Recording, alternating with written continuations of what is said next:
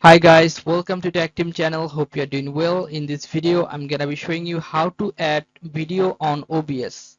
So let's go to the OBS first. Now you can see in the sources option.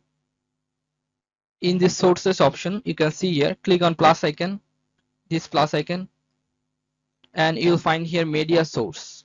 Choose media source. Now you can name your video here.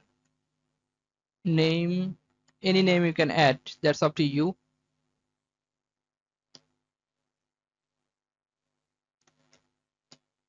Now click on OK. Then you have to choose browse to open a video what you want to add here, and then you can add videos from here or from here, anywhere you can, that's up to you. Click on open and then you have to choose loop, then click on OK. The video has been added here.